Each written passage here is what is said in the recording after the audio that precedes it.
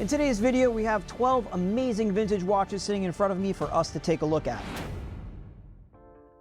Hi everybody, Adam here from Menta Watches. Welcome back to the channel. In today's video, we're going to bring back an old favorite, which is when we go over some watches that are about to hit the website, which will be available for sale for everybody to take a look at and kind of go through together. Out of the 12 watches we have here in front of us, there's actually only 4 different brands. Obviously, always going to be very Rolex heavy when it comes to vintage watches. So logically, let's just start there, and we're going to start with the 2 most common watches. When I say common, I'm just referring to the fact that they were the most produced watches by the maker as they are later in the production. They're 2 neo-vintage watches from the late 70s and in the 80s. We have John Buckley named this dial after himself, everybody's favorite, a Rolex Datejust, which is a quick set model from the late 70s, possibly early 80s. I got to check the serial. I don't remember off the top of my head, but this happens to be my absolute favorite Buckley dial variant. There's a lot of different colors and themes out there, but I'm a sucker for a white dial with black painted Roman numerals. It gives it a very sleek look. This one has matching black hands.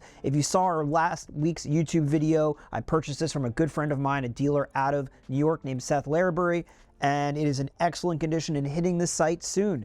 Next to that, we have one of 2 GMTs hitting the website. This one is a reference 16760, nicknamed the Fat Lady or Sophia Loren. The 16760 is an interesting reference because it was produced only for about 5 years in the early to mid 1980s, I think from 1983 to like 1988. It is called the Fat Lady because the case is, I think, like 0.5 millimeters thicker than a normal 16710 or 16700, as it was increased to fit the new caliber 3085 movement. And it's the first time that Rolex introduced an independent hour hand so that you could move the hour hand independently of all of the other hands on the watch, as you can see in this video here, allowing you to be able to set the time a lot faster and set the date a lot faster. That was how they used their quick set function. This one happens to be in spectacular condition. I really only like to buy these when they're really mint. This one's unpolished with a perfect dial, perfect yellow patina, hands slightly lighter, which is very common for these models, which I had to explain to somebody the other day. But if you need a refresher, Rolex used different manufacturers of the lume during this time period for the dial and hands. So more often than not, you will see hands that are lighter than the dial by maybe a shade or 2, and it's perfectly normal and most of the times original. Moving on, since it's sitting right in front of me, and as I mentioned before, we have an extra GMT that will be hitting the site, but this is no ordinary GMT. This is a 1965 Rolex GMT Master Reference 1675 with a so-called gilt dial. Gilting was the process in which these dials were made, where you have a gilt layer or blast plate underneath and lacquer on top, giving it that mirror-like finish that everybody loves because of the lacquer on top, with zinc sulfide lume that gives it these nice yellow puffy plots. And interestingly enough, this one has aged with a caramel brown color that's kind of in the center of the dial, localized on the right-hand side. It's a really interesting look. The watch is in absolute pristine condition, or near pristine condition, I should say, since it is almost, quick math, 50-something years old. Yeah, I'm not good at math, sorry guys. But the case is absolutely incredible, unpolished with these big beefy bevels like you like to see how they were done, hand cut in the 1960s. A beautiful Pepsi insert that has very light fading and fat fonts from this era, which is period correct. And like I mentioned before, this beautiful gloss dial, which you absolutely love to see. These gilt dials are really something special. They really have this look to them that no other watch has been able to replicate, at least this era of watchmaking in the 1940s, 50s, and 60s. I really hate the fact that brands went away from doing this gilting process of dial making. I think it was probably just way too labor intensive and costly for them to do, but it's a real shame because for me, this is the golden era of dial making during this era when they made these gilt dials.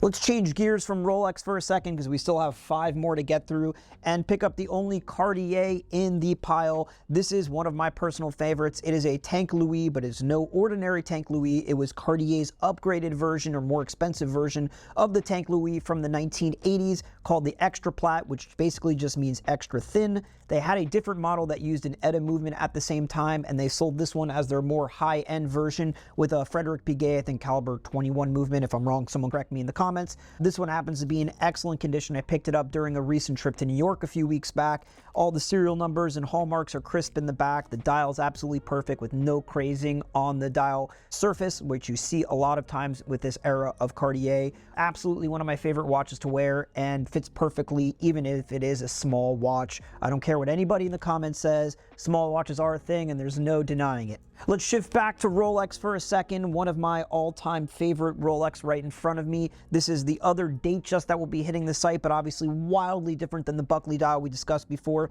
This is a mid-1970s reference 1601/8, the /8 meaning yellow gold with a factory lapis lazuli dial. We just picked this one fresh out of South America.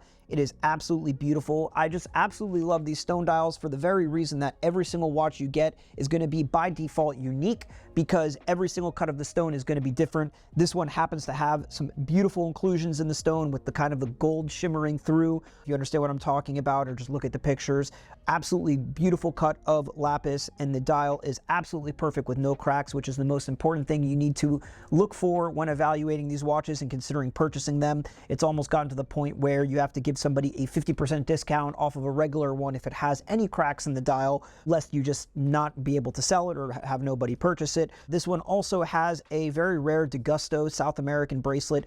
During this time period, Rolex was not allowed to import gold into South America. South American retailers had to produce their own yellow gold bracelets during this time period and produce them in South America. One of those bracelet makers was named Degusto. His bracelets are very widely recognized as some of the hardest to find. They don't usually come in great condition. This one absolutely has remained pretty well. Maybe it was tightened before in the past, but either way, really solid bracelet, really solid watch. Case looks unpolished. Absolutely love to find these watches, and they're getting so hard to come by that are in absolutely still good condition. Like I said, a lot of them have cracks, a lot of them have a lot of wear. These stone dials were considered kind of jewelry watches back in the day, and so not a lot of people took great care of them, so finding these untouched examples has become few and far between.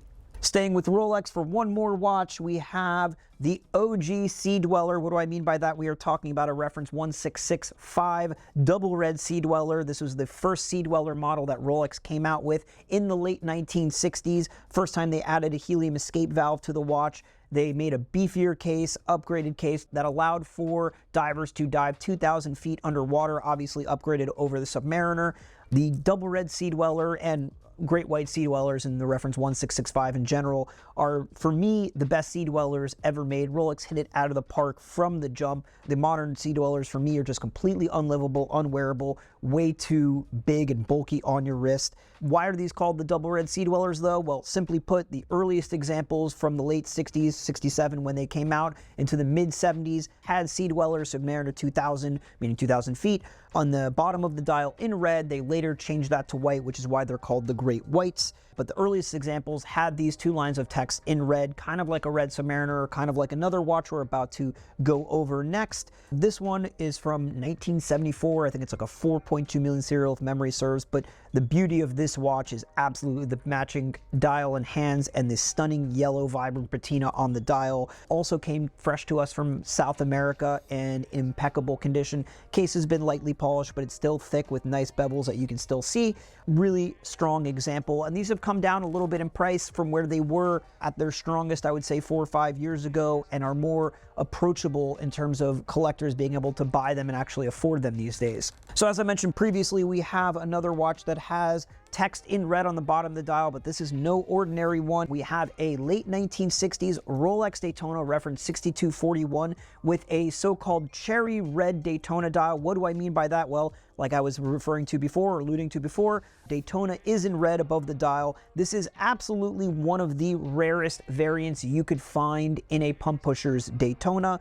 Paul Newmans are great, and they're some of my favorite watches, but this is by far and away a much rarer variant. If you look around on the internet, you will not see many examples of these. This one happened to be fit in a 6241 case, so what do we mean by that? It is a black Bakelite bezel with pump pushers, which paired with the 6239 produced at the same time, which was steel bezel with pump pushers. This one even remains on its original bracelet with date code inside the clasp and correct 71 end links. The bracelet on its own is probably even rarer than the watch because they are so hard to find these days with the original 71 Ed Links watch.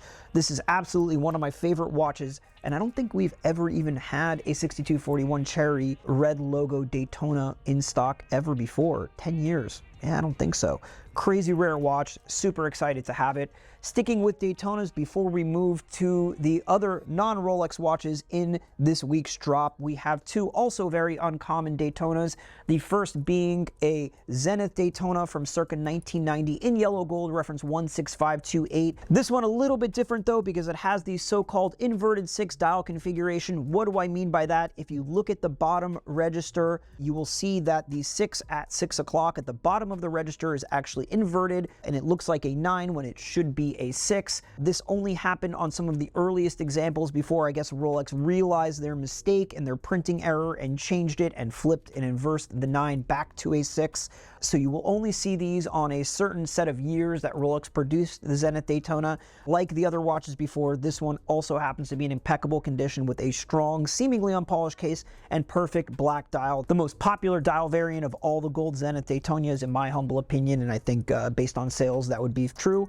Moving right along, this watch actually is the only watch on this table that used to be in my personal collection, believe it or not. I sold it to a very dear friend of mine in California and took it back in trade. It is a reference 116519, so this is the era right after the Zenith Daytona when Rolex already started producing their own in-house movements with the caliber 4130. The 19 at the end signifies 9 for white gold and 1 being a strap model. So this watch would not be able to be fit on a bracelet. It comes factory on a Rolex strap with their deploying buckle on it. But what's interesting about this particular example is that I bought it originally several years ago, local here in South Florida, with its original box and papers, and it has one of the only Arabic dial mother of pearl in yellow that anybody has ever seen. I think there's allegedly around a handful of examples, maybe 4 to 5 known. There's a great Instagram account online that follows these watches with a fervor, and he messaged me that he only knows of 3 others. I'm sure there's a few more than that.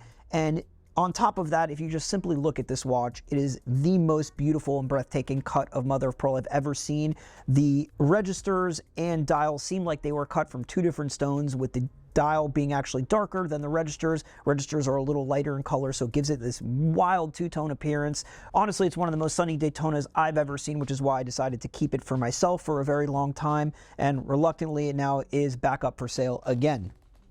Our last 3 watches kind of fit in the same vein, with watchmakers that are a little underappreciated finally catching on, people finally starting to pay attention, and they all are similarly themed because they all involve one legendary watchmaker by the name of Daniel Roth. Daniel Roth is the producer of this watch we have here, which is a reference 207. They call it seconds at 6 because the seconds is at 6 o'clock and not a center seconds watch. It is an oversized register with a guilloche dial. This reference 207 is their jumbo size version, which is I think 35 by 38 millimeters. This particular example was produced in the kind of second generation of Daniel Roth. So Daniel Roth was at the helm of his brand for the first several years, and then he sold a stake in it to the Hourglass, who then in the final iteration sold their stake in it to Bulgari, and now the brand is being revitalized by LVMH in the present year, and I think their first watch is already being delivered, their subscription tourbillon model, revitalizing the OG Daniel Roth, which we are so excited for.